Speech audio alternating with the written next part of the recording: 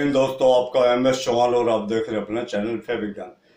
एक क्वेश्चन हमारे एक बेटी का, एक बच्ची का क्वेश्चन था, सुनीता चौहान का। उनका क्वेश्चन क्या था कि जब वो अस्तर वाले गारमेंट को, यानी लाइनिंग वाले गारमेंट को, जिसके अंदर नीचे फैब्रिक लगा होता है, उसको जब वॉश करती हैं तो वो श्रिंक हो जाता है।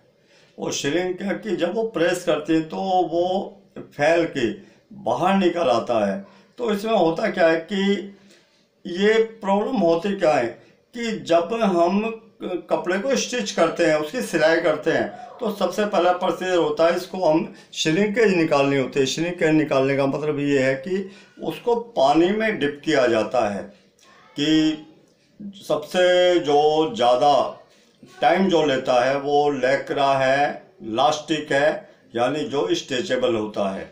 बाकी कॉटन को जो हमारा स्ट्रेचेबल जो होता है उसको हम पूरी रात भी रखते हैं, यानी 10 से 12 घंटे उसको खोल के। बाकी जो हमारा कॉटन बेस गारमेंट होते हैं तो उसको श्रिंक करने के लिए हम उसको कम से कम 45 मिनट का टाइम देते हैं। 45 मिनट के अंदर वो अपना जितना भी वो श्रिंक होना, जितना सुकड़ना वो सुकड़ जाएगा, उसके बाद करते हैं। लेकिन आजकल क्या है कि थोड़ी थोड़ी चीज़ें बचाने के चक्कर में, थोड़ा थोड़ा पैसा बचाने के चक्कर में वो खिलवाड़ करते हैं जो कस्टमर के साथ में, कि हाई फैशन गारमेंट का जो ये दौर है, इसमें गारंटी किसी चीज़ की नहीं है। तो जब 45 मिनट, इसमें और चीज़ें भी होती हैं, जब अनुभव की कमी होती है तो उसके कारण कि कई बार हम 45 मिनट नहीं है तो 45 मिनट को 10 मिनट में कन्वर्ट कैसे बदला जाए।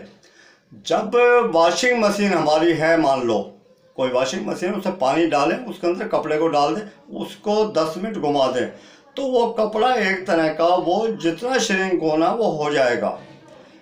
अब बात आती है कि कपड़ा जब श्रिंक हो जाता है, और उनका जो कहना था कि प्रेसिंग के बाद में सबसे पहले जो अस्तर वाले जो गारमेंट होते हैं उसको उल्टा करके प्रेस किया जाता है, क्योंकि जो बारीकियों को आप पकड़ के नहीं चलेंगे, ऊपर से तो होगा, क्योंकि ऊपर से क्या फिनिशिंग, जैसे लहंगा चुन्नी होती है या कोई भी जो हमारे गारमेंट होते हैं, हाई फैशन गारमेंट होते हैं, उसको तो हम ध्यान देते हैं, लेकिन नीचे के जो गारमेंट्स होते हैं, नीचे के जो पार्ट्स होते हैं, उनको भी हमें ध्यान में रखना है, क्योंकि यह परिधान के अंदर ही ये सब जुड़े हुए हैं।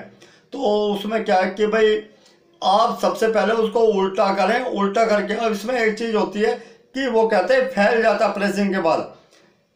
जब किसी कपड़े की लेंथ बढ़ेगी तो उसकी जो विड्थ है वो कम हो जाएगी, जब विड्थ बढ़ेगी तो उसकी लेंथ कम हो जाएगी। एक कहते हैं एक स्वाभाविक एक फार्मूला है।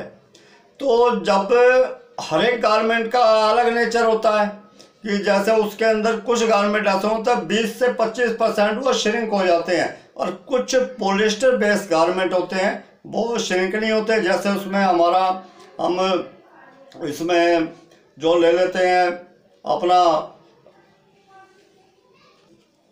जैसे इसमें जॉर्जेट है, जॉर्जेट का जो धागा होता है उसको आप बिल्कुल खींच नहीं सकते। उसी तरह हमारा जो शिफॉन होता है, शिफॉन को ये विड्थ में जा सकता है, लेंथ में नहीं जाता। उसी तरह हमारा जो गोज होता है, गोज जो फैब्रिक होता है वो एक तरह का बहुत rough and tough type garment होता है, लेकिन वो उसकी श्रिंकेज बहुत ज़्यादा होती है।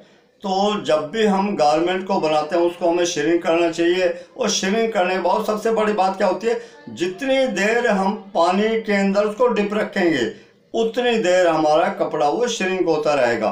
तो देखो, शोरूम के अंदर जो कपड़ा रखा रहता है वहाँ तो कोई दिक्कत नहीं होती। दिक्कत कहाँ होती है, पहनने में। और जो सबसे बड़ी प्रॉब्लम होती है जो उसको क्लीन करता है, क्योंकि क्लीन करने वाले के ऊपर सारी ये दिक्कत आ जाती है, सारे उसके कहते हैं ना, सारे आरोप उनके ऊपर आ जाते हैं। तो उस चीज़ का हमें एक अनुभव होना चाहिए। और बाकी जैसे हम किसी गाड़ी को ठीक करने जाते हैं, यानी उसका जो रिपेयरिंग करवाने जाते हैं, अगर वो से मान लो कुछ डैमेज होता है तो वो जिम्मेवारी वो कस्टमर की होती है, ना कि मैकेनिक की। उसी तरह जो हमारे जितने भी ड्राई क्लीन लॉन्ड्री का जो हम काम करते हैं, जो स्लिप देते हैं, जो स्लिप जो दी जाती है जब गारमेंट कस्टमर से लेते हैं, तो उसके ऊपर सारा कुछ लिखा होता है।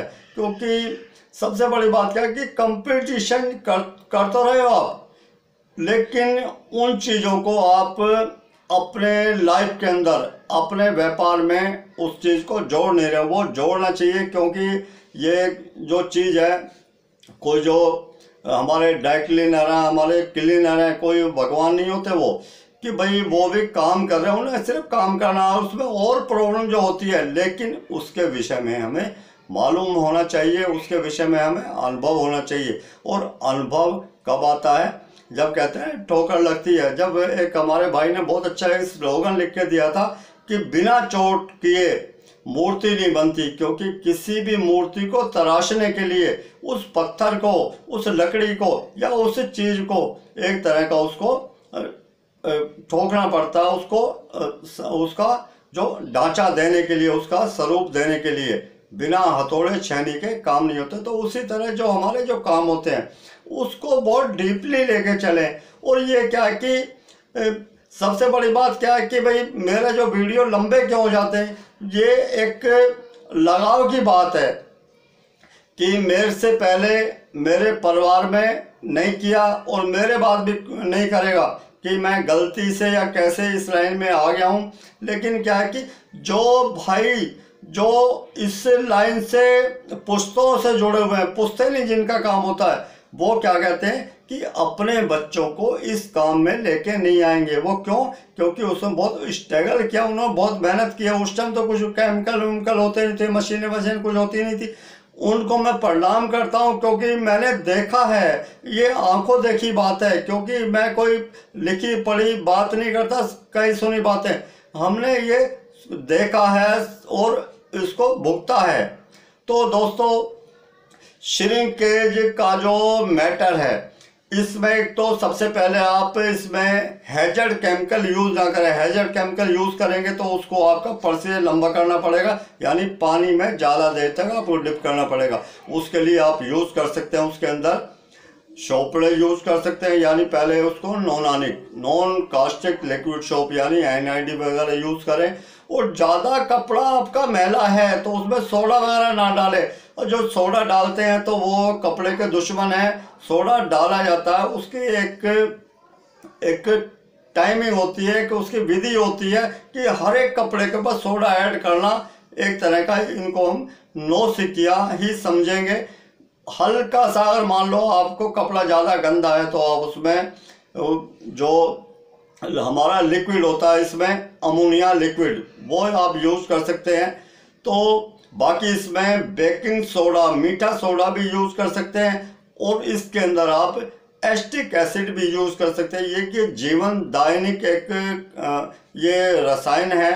तो आप ये करें। तो जो सुनीता जो बच्चा है, तो मैं कोशिश ये करूँगा कि जब भी गारमेंट को वॉश तो कर दिया, लेकिन सबसे बड़ी कला क्या होती है? प्रेसिंग की जो कला है वो भी बहुत बड़ी है। क्योंकि प्रेसिंग क्या कि जब इंडस्ट्री के अंदर जब गारमेंट प्रेस होता है, अब हमने देखा है कि जो प्रेस करते हैं वो ऊपर तक प्रेस को ले जाते हैं शोल्डर तक, बस शोल्डर पे क्रीज नहीं बनती, क्रीज बाजू पे बनती है, स्लिप्स के ऊपर स्लिप पे बनती है, और साइड में उसको तोड़ने के लिए बना सकते हैं। उसमें होता है कि क्रीज वाली प्रेस और गोल प्रेस। गोल प्रेस का मतलब कि हमें बाजू को भी बिना क्रीज को, विदाउट क्रीज, जैसे क्रीज है ये विदाउट क्रीज रखना है। और जो इसका जो घेरा है पूरा जो गारमेंट का, उसको भी हमें बिल्कुल राउंड में रखना है। तो ये जो चीज़ें होती हैं कि जब लेंथ कम हो रही हो और वो फैल रहा हो तो उसको लेंथ वाइज प्रेस करें, उल्टा करके करें, फिर सीधा करके करें। तो क्या कि अगर मान लो आपका अपर श्रिंक होगा तो लाइनिंग बाहर दिखाई देगी, अगर लाइनिंग श्रिंक होगी तो अपर आपका अंदर की तरफ घुस जाएगा, यानी जो स्टिचिंग है, जो सिलाई है, वो अंदर की तरफ घुस जाएगी। तो उसके लिए क्या है कि आप उसको हल्का सा स्टार्च देके उसको प्रेस करें उसको। और लंबाई के अंदर अगर मान लो दिक्कत है तो चौड़ाई के अंदर प्रेस करें उसको, यानी विड्थ वाइज प्रेस करें तो वो आपका एक तरह का मेकअप हो सकता है। तो दोस्तों विषय बहुत बड़े, मैं लिखता हूँ, मैं 2-2 ढाई घंटे लिखता हूँ, लेकिन जब मैं वीडियो बनाता हूँ तो वो सब भूल जाता हूँ, क्योंकि लिखने से पढ़ने से उससे ना, कि कई बार कोशिश की है मैंने बहुत सारी वीडियो बनाई है, लेकिन क्या है कि मैं 10 वीडियो बनाई, उसके बाद पता लगा कि जो मैं सीधा डायरेक्ट बोलता हूँ, ऑनलाइन बोलता हूँ, उसी में जो निकल गया था वो ये, बाकी कि जो मुझे आता नहीं आता क्या है भाई, वो सिर्फ आप समझें। बाकी अपने काम को बिल्कुल कहते हैं ना, एक श्रद्धा के साथ में, कहते हैं इबादत के साथ में, पूजा की तरह उसको अगर आप करेंगे, बहुत समझ के ना करें। उसमें एक चीज़ और होती है कि अगर आपके किसी दोस्त का कोई कपड़ा आपके दुकान पे आ गया, तो मैं गारंटी से लिख के दे सकता हूँ स्टैम्प पेपर पे कि आप उसको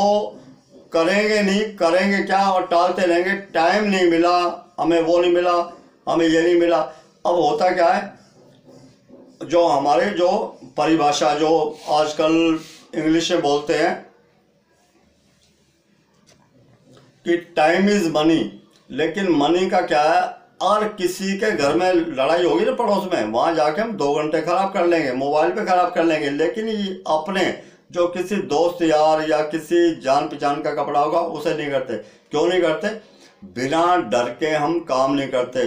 भयबिन प्रीत ना हो, जो हमारे रामायण में जो लिखा हुआ है वो बिल्कुल सही है कि कस्टमर को आपने टाइम दिया तो आपको कपड़ा करके देना पड़ेगा। और आपके जान पहचान का है तो उसको तो आप टाल दोगे, भाई टाइम नहीं मिला, भाई वो केमिकल नहीं मिला, या कुछ भी प्रॉब्लम है। तो दोस्तों काम को काम लेके चलें। और मैं भी आजकल बहुत आलसी, बहुत लेजी हो चुका हूँ, क्योंकि 62 साल की एज के अंदर शायद हो सकता है कि मैं जो बचपन और जवानी तो हमारी पता नहीं कौन से डब्बे के अंदर पैक होके चलेगी, और एकदम बुढ़ापा आ गया। और क्या कि जब मानो जब बुढ़ापा, लेकिन बचपना जिंदा रहना चाहिए। तो दोस्तों थोड़ी उम्र का तकाजा है, क्योंकि मैंने भी रात दिन, कहते हैं रात और दिन, जब सज़ा मिलती है ना किसी को, 10 साल की सज़ा होती है, 5 साल पूरी होती है डे नाइट मिला के, उस हिसाब से देखा जाए तो मेरी जो एज है वो 100 को पार कर चुकी है। क्योंकि मैं भी इतना जगह हूँ, इतनी ठोकरें खाई हैं, लेकिन फिर भी किसी ना किसी भाई को, किसी ना किसी हमारे बच्चे को उसका लाभ मिल रहा, तो उसके लिए मैं ऊपर वाले परमपिता परमेश्वर का बहुत आभारी हूँ कि भाई जो है जैसा है। क्योंकि हर एक इंसान के अंदर कोई ना कोई खूबी होती है कि आदमी देखता ना, जैसे हम छोटे होते थे तो देखते थे मास्टर जी की चाय झूठी पी ली हमें विद्या आ जाएगी, तो या कहते हैं ना कि कई बार कहते हैं किताब को घोट के पी जाओ, तो उसको पानी में भिगोगे। तो ये जो होता है, जैसे जैसे एज बढ़ती है वैसे वैसे हमारी इच्छा बढ़ती है, और वैसे वैसे हम सजग भी होते हैं। तो दोस्तों ये कपड़े का जो हमारा विषय है यूं ही निरंतर चलता रहेगा। बाकी आप अगर मुझे कहते हैं ना एक्टिव देखना चाहते हैं, हार्ड क्वेश्चन दीजिए, हार्ड क्वेश्चन। ये छोटे मोटे डेली हर एक आदमी जो बहुत बार वीडियो बना चुके हैं, तो उसमें आदमी बोर हो जाता है, कहने वाला सुनने वाला। ऐसे क्वेश्चन दीजिए कि मैं भी एक्टिव हो सकूं, मैं भी थोड़ा कुछ सोचने के लिए कुछ, और मेरा काम है सिर्फ बताना, आप सबके लिए हूँ मैं, बाकी मेरा और कोई काम नहीं है। तो दोस्तों कपड़े का जो विषय हमारा यूं ही निरंतर चलता रहेगा। मिलते हैं दोस्तों फिर ब्रेक के बाद। जय हिंद, जय भारत।